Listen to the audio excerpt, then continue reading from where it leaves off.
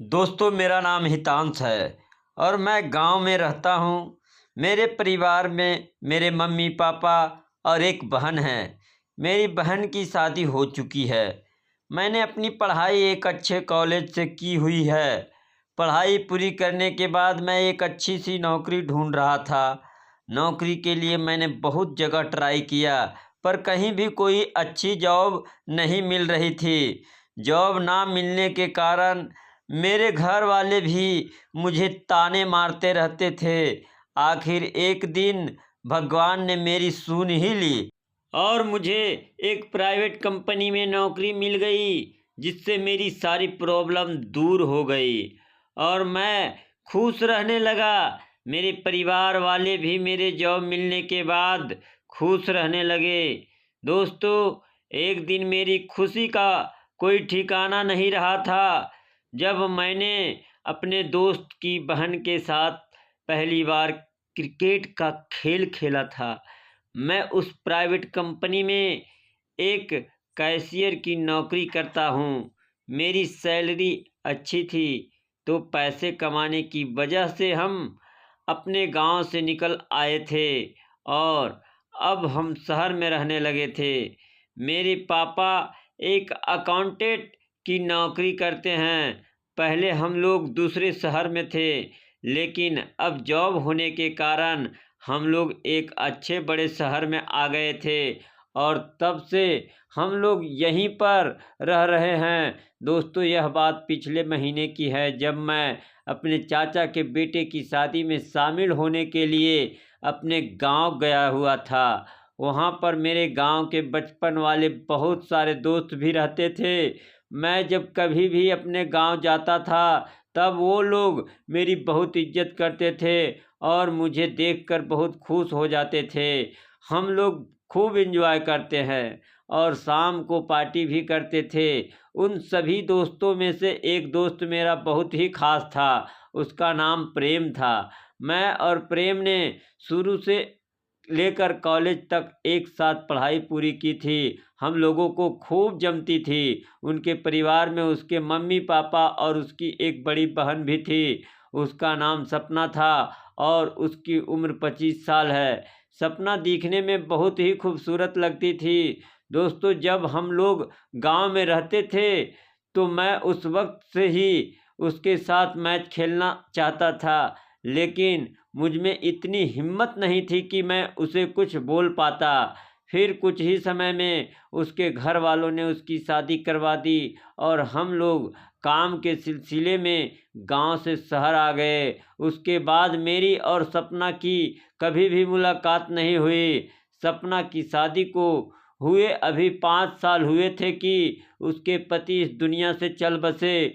मुझे यह बात सुनकर बहुत दुख हुआ कि उसके पति की मृत्यु हार्ट अटैक होने की वजह से हुई थी। सपना अब अपने ससुराल में ही रहकर अपने सास ससुर की सेवा करती है और उसके 2 बच्चे भी हैं, एक बेटी और एक बेटा। सपना अपने उन दोनों बच्चों को भी बहुत प्यार से अपने साथ रखती है। सपना को अब जीने का एकमात्र सहारा उसके बच्चे ही थे। सपना की शादी 5 साल पहले हुई थी और वह विधवा होने के बाद भी बहुत शांति से अपनी बची हुई जिंदगी गुजार रही थी। उसके परिवार वाले उसकी दूसरी शादी करवाना चाहते थे, लेकिन उसकी दूसरी शादी करवाना बहुत मुश्किल था, क्योंकि इस महंगाई के दौर में तो बिल्कुल मुमकिन नहीं था। जैसे तैसे करके उसके घर वालों ने बहुत ही मुश्किल से उसकी पहली शादी करवाई थी और उसके घर वालों को कोई अच्छा रिश्ता भी नहीं मिल पा रहा था। सपना अभी भी जवान थी और उस पर हर कोई फिदा हो जाता था। वह अभी भी एक कुंवारी लड़की जैसी ही लगती थी। फिर उस शादी में कुछ मेहमान पहले से आए हुए थे, क्योंकि हमारे यहाँ पर शादियों में रिवाज है कि ज़्यादा करीबी लोग 2-4 दिन पहले ही शादी वाले घर पर आ जाते हैं। मैं जब वहाँ पर पहुँचा तो वहाँ पर बहुत सारे लोग आए हुए थे। मैं उन सब से मिला तो मैंने देखा कि सपना भी वहीं पर थी, लेकिन मैंने उसके चेहरे पर वह वाली खुशी नहीं देखी जो मैं पहले देखा करता था। मैं सपना से मिलने के लिए गया और वह मुझसे हाथ मिलाकर मिली और फिर वह मेरी तरफ मुस्कुरा कर कहने लगी कि क्यों शहरी, बता तू कैसा है? क्यों तुम्हें हमारी याद नहीं आती क्या? तू तो हमसे मिलने भी नहीं आता। कितने दिनों बाद गांव आ रहा है तू।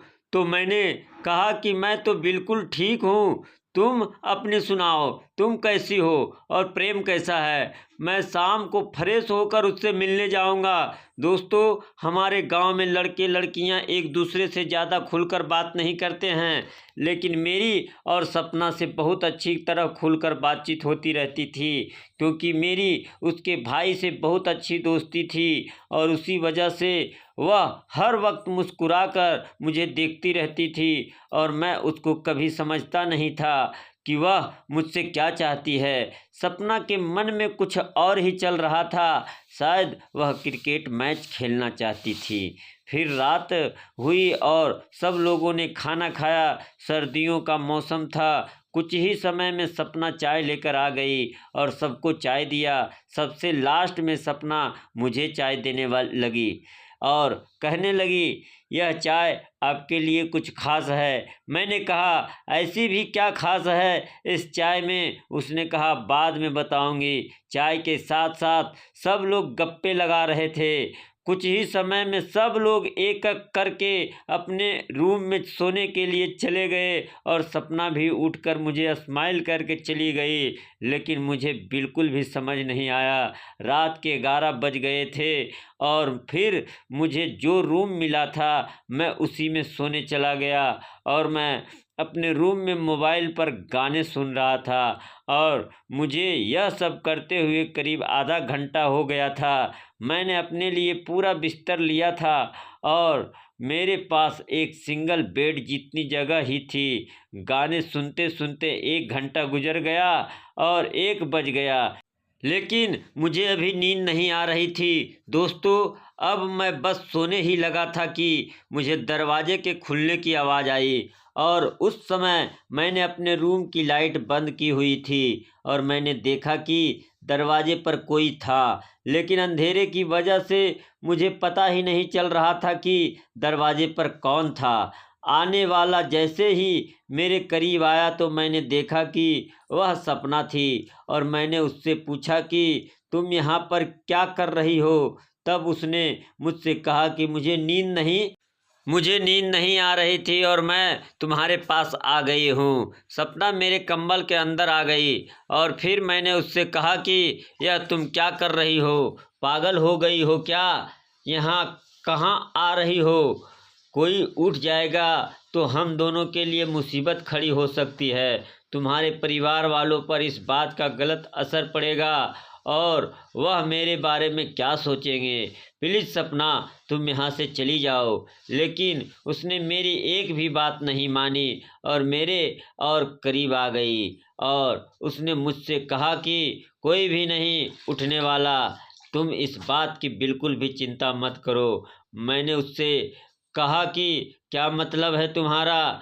मैं कुछ समझा नहीं। तब उसने मुझसे कहा कि मैंने सभी लोगों को नींद की दवाई दे दी है, क्योंकि मैंने जो चाय बनाई थी उसमें मैंने नींद की दवाई मिला दी थी। मैंने उससे पूछा कि तुमने ऐसा क्यों किया, इसकी कोई ख़ास वजह? तब उसने कहा कि यह सब मैंने अपने लिए किया और फिर उसने मेरा हाथ थामा और मुझसे बातें करने लगी। दोस्तों, आग के पास रखा घी तो पिघलना ही था और मैंने भी सपना को बाहों में ले लिया। मैंने कहा, सपना, क्रिकेट मैच खेलना शुरू करें? और उसने कहा, हितांश, यह भी भला कोई पूछने वाली बात है। कुछ ही समय में हमने क्रिकेट मैच खेलना शुरू किया और 2 घंटे तक हमने क्रिकेट खेला। पिच शुरू में तो स्लो थी, लेकिन जैसे जैसे बैटिंग करता गया पिच फास्ट होती गई। 2 घंटे के मैच के बाद हम दोनों थक गए और आराम करने लगे। अब हमें नींद भी आ रही थी और हम आराम से सो गए। सुबह मैंने देखा कि सपना बहुत ही खुश नज़र आ रही थी और इस तकलीफ़ में भी उसके चेहरे पर एक नई चमक दिखाई दे रही थी। यह कहानी आपको कैसी लगी कमेंट के माध्यम से हमें ज़रूर बताएं और ऐसे ही कहानी सुनाने के लिए मेरे चैनल को लाइक और सब्सक्राइब ज़रूर करें। धन्यवाद।